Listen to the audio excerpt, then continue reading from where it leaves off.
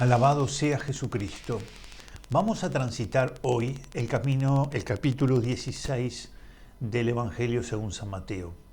Ya hemos pasado la mitad de este Evangelio y hoy Jesús va a tener unas controversias de las que ya hemos visto tiene habitualmente, no solo con los fariseos, que ya vimos cómo tratan por medio de trampas, este es el modo que tienen de probarlo, quieren generarle que resbalen algunas de sus respuestas a los efectos justamente de decirle al pueblo que la expectativa que han puesto en él es falsa, porque en realidad él no es el Mesías. Ahora se agregan los saduceos. Los saduceos y los fariseos serán permanentemente hostigadores de la obra de Cristo. Recordemos que ellos aguardaban un Mesías, pero en la medida en que el Mesías no se había ubicado dentro de sus doctrinas, lo descartaban.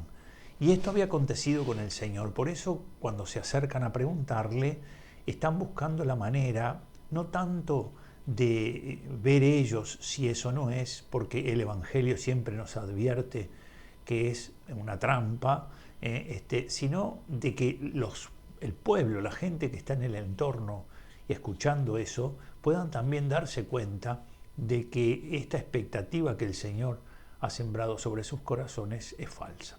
Vamos entonces a este capítulo 16. En los versículos 1 al 4 está esa controversia que tiene con fariseos y con saduceos que van a pedir un signo del cielo.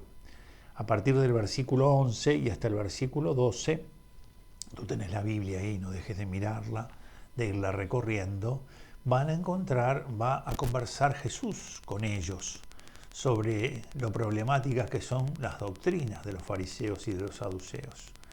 Del versículo 13 al versículo 20 podríamos decir que este es un pasaje muy importante porque en él Jesús va a interpelar sobre quién es Él, que esta es la pregunta que recorre todo el Evangelio, ¿verdad? Todo el Evangelio recorre esa pregunta. Me sonrío porque acabo de pegarle una patada al foco de la luz, porque esto parece simple, pero tiene sus idas y venidas alrededor de uno.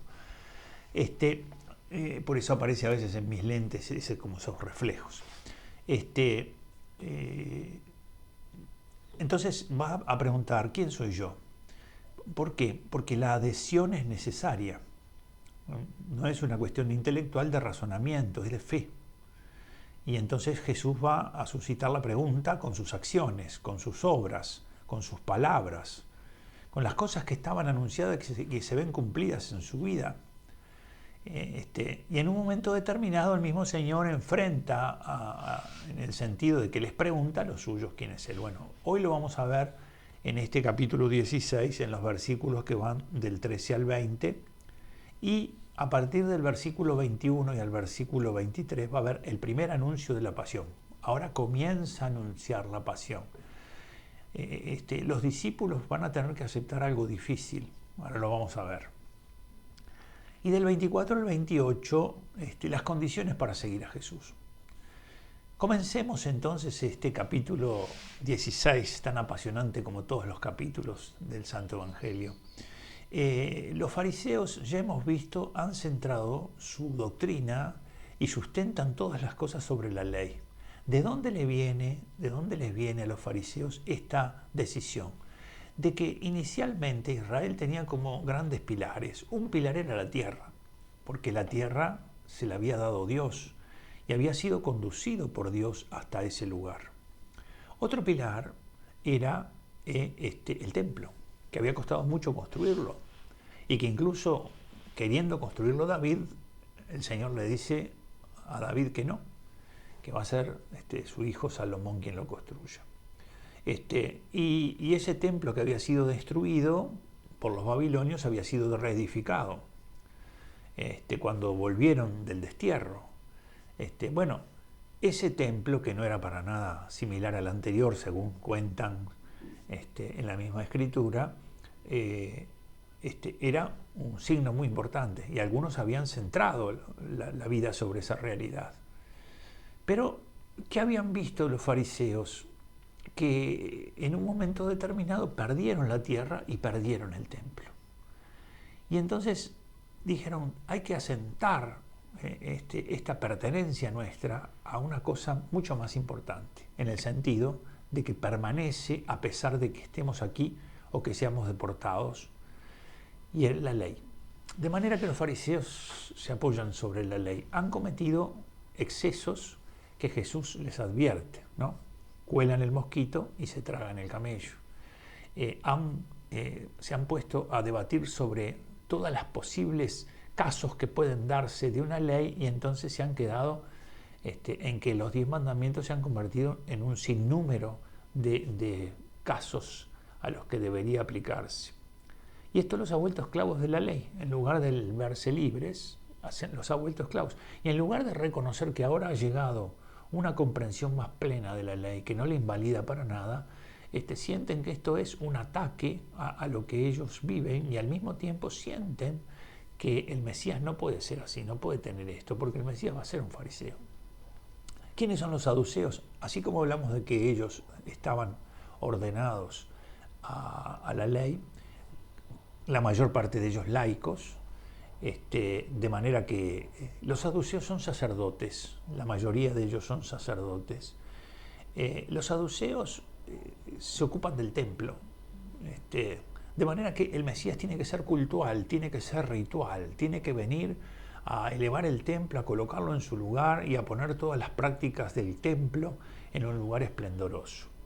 No ven en Jesús eso, por el contrario, ven también una amenaza en Jesús. No olviden que de alguna manera, después que uno se ha establecido en estas realidades, cuando aparece algo que amenaza aquello en lo que uno vive, entonces a veces siente cierta inquietud. Y si esto supone algún tipo de privilegio o algún tipo de reconocimiento social, a veces no lo quiere perder. De hecho, después lo vamos a ver, la iglesia tiene que sufrir también un sacudón así cuando de ser una iglesia de judíos pasa a ser una iglesia de judíos y de paganos. Allí se ve como sacudida. ¿Por qué? Porque algo ha cambiado, y por lo pronto también algunas realidades que los que eran judíos y habían aceptado a Cristo vivían también tienen que ver. Bueno, pero la novedad en este caso es una novedad que la trae el Señor, que es querida por Dios, que es una progresión, que nos lleva a una plenitud. De forma que se acercaron los fariseos y los los fariseos y los saduceos para ponerle a prueba. Ya vimos que la prueba es una trampa, ¿no? No buscan llevarlo a un diálogo abierto, sino que están ya determinados a generarle una trampa. Y le pidieron que mostrase un signo del cielo. Acuérdense que lo habían acusado de que las cosas que obraba eran por el poder de Belcebú. De manera que tienen esa convicción y dicen, bueno, muéstranos, ¿verdad? Recuerden que las tentaciones del desierto tienen este horizonte, de manera que no vienen ni siquiera de ellos, sino que vienen del demonio a través de ellos. Muéstranos quién eres, muéstranos tu poder. Es decir, que nosotros te confirmemos o te aceptemos porque tú nos has mostrado. Bueno, y a veces nos puede pasar a nosotros, ¿no? Que le decimos a Dios que le pedimos algo y que le decimos, bueno, si no nos lo cumplís, no sé si verdaderamente sos Dios.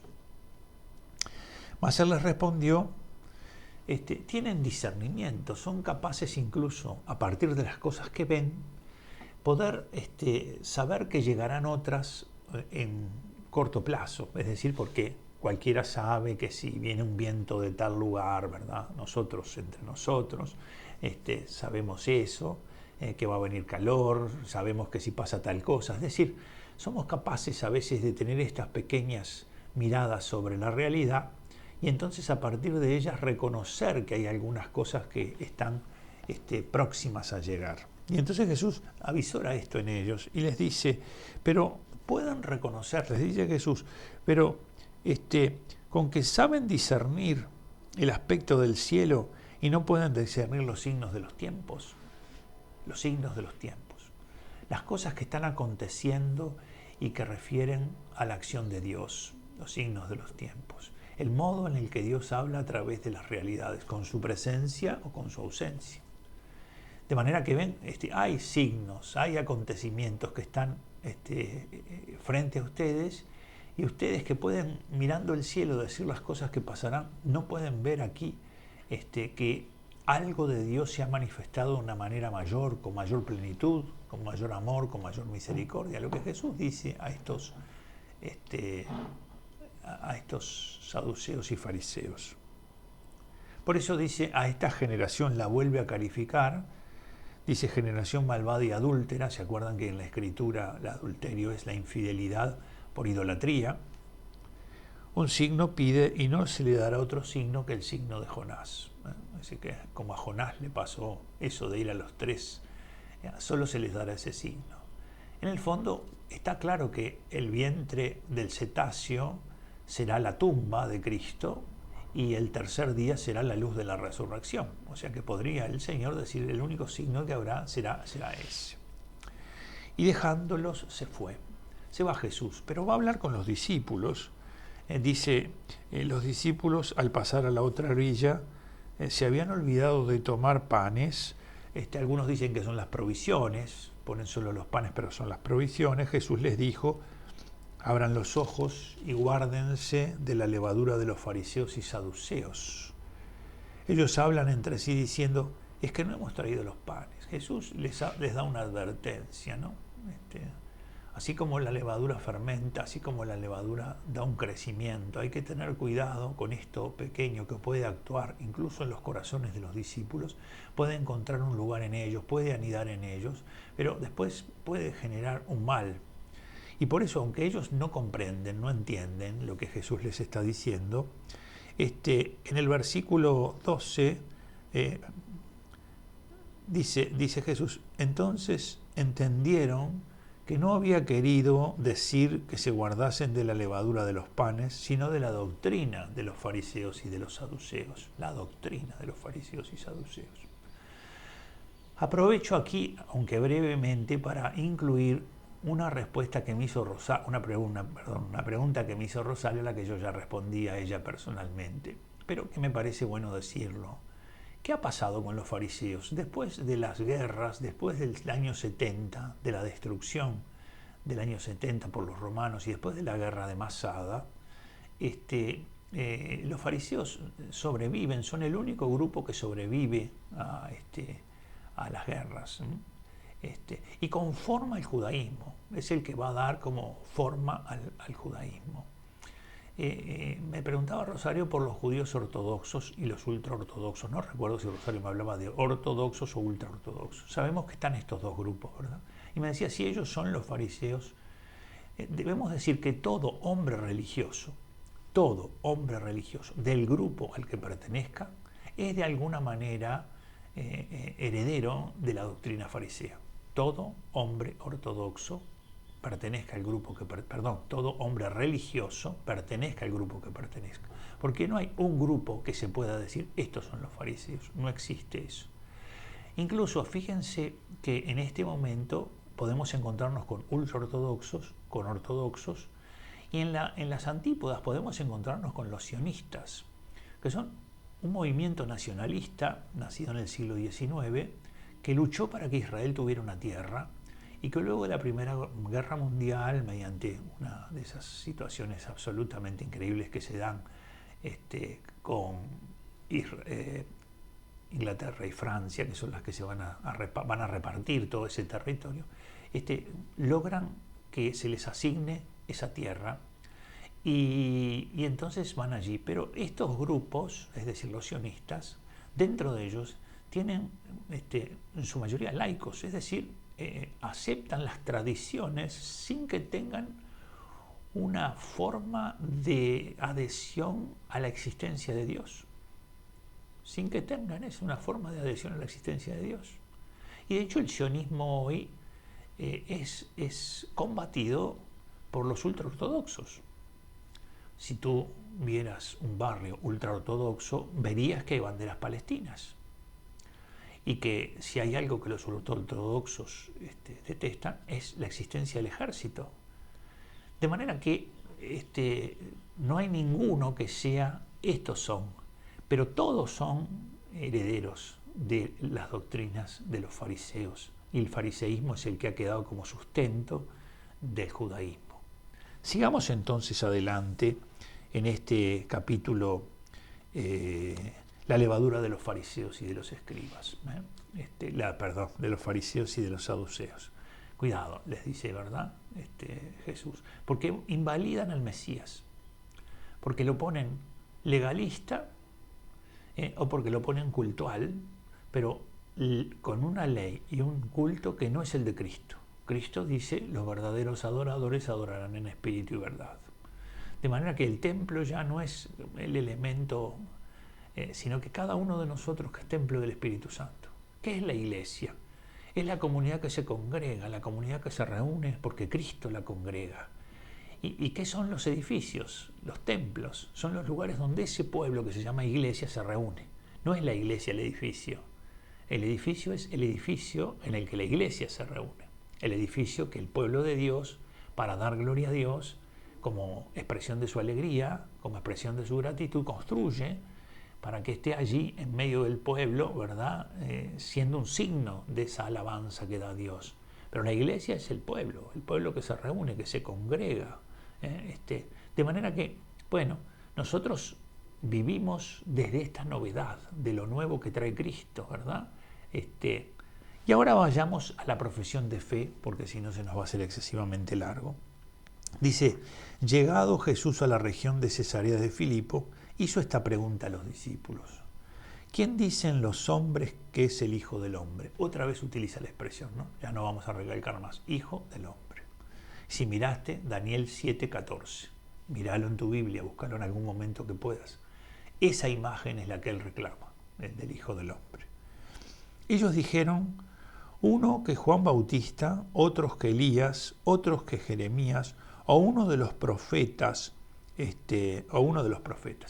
¿Qué es lo que anda en boga por allí? ¿Qué es lo que dicen de él? Y ven que, evidentemente, se ha generado una gran expectativa. Tiene un rango profético. Jeremías es profeta, Elías es un enorme profeta, ¿no? Acuérdense en que en el Tabor se va a encontrar con Moisés, que es la ley, y con Elías, que es los profetas. Y otros dicen que era Juan Bautista, hacía poco. El eco del Bautista estaba presente, hace poco que lo habían matado. Y entonces es como si nosotros lo dijéramos hoy. Jesús viniera a tu casa y te dijera, ¿quién dice tus vecinos que soy yo? Y tú le dirías, unos dicen que no saben, otros dicen, digamos, ¿no? Porque el mundo nuestro agnóstico, este Uruguay que se siente feliz de decir que no cree, porque se siente vanidosamente feliz de que no cree, ¿no? Dice el padre Jorge con su sabiduría que Dios muchas veces, frente al soberbio, pasa de largo. O sea, como diciendo, para que se quede envuelto en su vanidad soberbia, ¿no? Y, de manera que un profeta, y le pregunta a sus vecinos, dicen esas cosas, pero Jesús dice, ¿y ustedes quién dicen que soy yo? Y aquí está la pregunta, que no solo se hace a los discípulos, sino que se te hace a ti en algún momento de tu vida y que se me hace a mí en algún momento. En algún momento yo tuve que decir quién era el Señor para mí. Porque esto es muy importante. Muchos pueden ayudarte a conocerlo, muchos pueden acercarte a que tú lo puedas divisar, pero hay un momento en el que tú tienes que dar la respuesta, porque es una cosa entre Jesús y tú. Entonces tú puedes ayudar a tu hijo a llevarlo hasta la puerta, a llevarlo hasta el umbral, pero la puerta la tiene que abrir él. Y la respuesta a esta Jesús la tenemos que dar cada uno de nosotros. ¿Quién es el Señor para mí? ¿Quién es el Señor para mí? ¿Un buen hombre? ¿Un idealista? ¿Un revolucionario? El Mesías, el Hijo de Dios. Y entonces hace esa pregunta, ¿y ustedes quién dicen que soy yo? Ya han estado con él un tiempo, ya han visto, ya tienen en su corazón las expectativas que había sembrado Dios. Simón Pedro contestó, tú eres el Cristo, el Hijo del Dios vivo. Aquí está la confesión de fe de Pedro, que es la confesión de fe de la Iglesia. La Iglesia se apoya sobre esta confesión de fe de Pedro. ¿Qué le dirá el Señor? Bienaventurado eres, Simón, hijo de Jonás, porque no te ha revelado esto la carne ni la sangre, sino mi Padre que está en el cielo. Lo que dice Pedro no tiene su origen en la inteligencia de Pedro, en que Pedro ha logrado hacer un discernimiento sobre determinadas cosas que le parecen a favor y otras en contra. No, sino que es una acción de revelación. Quiere decir que la conoce por revelación de Dios, a la que Pedro fue obediente, la que Pedro recibió y la hizo propia. Por eso, el Padre ha dado a conocer en el interior de Pedro este misterio. Y en Pedro se vuelve revelación para los 12, para los 11 restantes. Y se vuelve revelación para nosotros. Y se volverá revelación para todos los tiempos. ¿Él quién es? Él es el Cristo, el Hijo del Dios vivo. Cristo y Mesías son equivalentes, ¿no? Incluso le dice, y yo a mi vez te digo que tú eres Pedro, que es roca, y sobre esta piedra, la traducción pone piedra, pero bueno, es Kefá, edificaré mi iglesia y las puertas del Hades no prevalecerán contra ella. ¿Sobre qué está edificada la misión de Pedro? Sobre Cristo. Cristo es, ¿verdad?, el cimiento. Y entonces Pedro es el signo, la roca, de esa edificación de Cristo, que tendrá un poder inconmovible frente a todas las fuerzas, no porque Pedro sea, diríamos, la garantía, sino porque Cristo en Pedro se muestra roca firme sobre la que se edifica. A ti te daré, le dice a Pedro, las llaves del reino de los cielos, y lo que ates en la tierra quedará atado en el cielo, y lo que desates en la tierra quedará desatado en el cielo. Acá ven el poder de atar y desatar. Es una potestad que se le entrega a la iglesia en la figura de Pedro. Entonces mandó a sus discípulos que no dijesen nada que él era el Cristo. Recuerden, se puede distorsionar lo que el Mesías debe realizar. Por lo tanto, no anden divulgando por allí de un modo, por decirlo así, a viva voz, pero no por decirlo a viva voz, sino porque se malinterprete, ¿no? Esto. Y entonces acá viene algo muy interesante también. Desde entonces comenzó Jesús a manifestar a sus discípulos que él iba a ir a Jerusalén y sufrir mucho de parte de los ancianos, los sumos sacerdotes y los escribas, ser matado y resucitar al tercer día. Comienza a anunciarles la pasión. ¿Qué quiere decir? Ellos han confesado la fe, han confesado que Jesús es el Mesías, pero ahora, y es lo que va a costar, tienen que aceptar el camino del Mesías. Y esto es por lo que Jesús les ha pedido continuamente que no anden diciendo a nadie que Él es el Mesías. No basta con decirle a Jesús, tú eres el Mesías. Hay que aceptar el camino del Mesías. ¿Por qué? Porque es un camino de sufrimiento. El Mesías va no triunfante, como de alguna manera esperaban o con la expectativa que tenían, sino que va por el camino del sufrimiento. Parece que fracasa. Tomándole aparte, Pedro se puso a reprenderle diciendo, lejos de ti, Señor, de ningún modo te sucederá eso.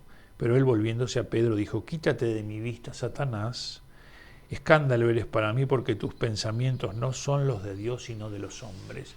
Pedro quiere, porque lo ama mucho a Jesús, que no sufra. Pedro quiere salvarlo. Pedro no quiere que vaya al sufrimiento el Señor, lo ama, él está muy agradecido. Y aquí está la dificultad, pero es que si el Señor no va por ese camino, no te salva. Y esto es lo que Pedro tiene que aceptar, que no es él el que tiene que salvar a Jesús, sino que es Jesús el que lo tiene que salvar a él. Y tiene que entrar bajando los brazos, él que tiene ese temperamento firme y que enfrenta las adversidades y las dificultades. Ahora tiene que aceptar un camino. Por eso no basta haber confesado al Mesías. Tenés que confesar a este Mesías que es sufriente, que va por el camino del sufrimiento y del dolor, que va por el camino del aparente fracaso. Pero Él que ha estado con nosotros durante todo este tiempo y que lo vimos curar enfermos, que lo vimos que volvía a la vida a personas que habían muerto, que lo vimos que calma la tempestad, es decir, las fuerzas de la naturaleza ante su palabra se rinden. Y ahora nos dice que va y que va como una oveja al matadero. Hay que entrar en el camino a Jerusalén. Hay que subir con Jesús a Jerusalén. ¿Y de qué forma subir? De la forma que sirve el Señor, que es el siervo sufriente. Entonces dijo Jesús a sus discípulos: si alguno quiere venir en pos de mí, niéguese a sí mismo, tome su cruz y sígame. La negación de uno mismo es el vaciarnos de todo aquello que de alguna manera tiene el yo como protagonista de nuestra existencia. Mis proyectos, mis deseos, mis ambiciones, todo lo que de alguna manera está allí y es obstáculo para un seguimiento más libre de Cristo. Tome su cruz. ¿Por qué? Porque la cruz será una gran señal por donde se realiza el plan de Dios y que tiene en su camino contrariedades, adversidades, cosas que parece que no nos cierran, de manera que sí, hay que tomar la cruz, porque esto no solo, después que el Señor nos redime y nos salva por la cruz se vuelve para nosotros una clave de comprensión de la vida. Ahora la cruz interviene en nuestra existencia e ilumina nuestra vida y entonces nos hace comprender que a veces algunos fracasos, que a veces algunas adversidades, que a veces algunas inquietudes están dentro de este misterioso plan de Dios que debemos vivir y que debemos decir amén, que debemos aceptar como el Señor, entrar por ese camino, totalmente sostenidos por Él. Y sígueme. Es decir, Pedro se pone entre Jerusalén y Jesús. Y Jesús le dice: sal de ahí. Te pusiste delante. Los discípulos van detrás, nunca van delante. Y además, Jerusalén es la meta a la que el Padre me ha orientado. ¿Qué voy a hacer? Voy a decir que no a lo que el Padre quiere. Sal de ahí. Y entonces deja en evidencia algo que le dice: tus pensamientos, sal de ahí, Satanás. ¿Es Satanás, Pedro? No.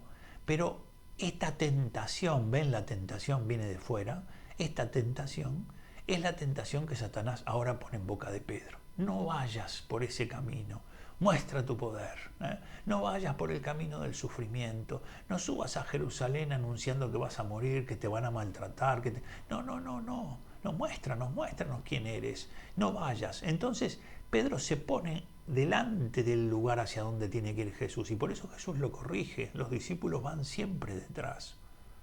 De manera que sal de ahí porque has hecho presente entre nosotros la tentación de Dios. No es que sea Satanás, Pedro. Pero qué importante, ¿no? Lo confiesa, pero no acepta el camino. Las dos cosas están también para nosotros desplegadas. Lo aceptamos, pero hay que aceptar el camino. No solo el camino de Él, sino también el camino que Él refleja sobre nosotros para nuestro camino. También como a Pedro, Jesús a nosotros nos dice la verdad sobre nosotros mismos. Por eso tú, ¿no?, eres Simón, pero te llamarás Kefá. Es decir, tú estás llamado a esto. También Jesús dice la verdad sobre mí. ¿De qué le serviría al hombre ganar el mundo si arruina su vida? Porque el Hijo del Hombre ha de venir en la gloria de su Padre con sus ángeles y entonces pagará a cada uno su conducta, les aseguro. Dará a cada uno de acuerdo a lo que haya vivido. Bueno, capítulo 16, precioso capítulo. Pedro con su primado, este es el primado de Pedro. Sobre ti edificaré, ¿verdad? Tú eres roca, tú eres lo que visibiliza el misterio del cimiento, que soy yo, ante el que las puertas del infierno no podrán contra ella. Por eso pidamos al Señor ser fieles, ser obedientes y pidamos caminar para ese camino que Él nos quiere conducir. Y yo te bendigo y te pido que hagas una acción de gracias linda después de este Evangelio en el nombre del Padre, del Hijo y del Espíritu Santo. Amén.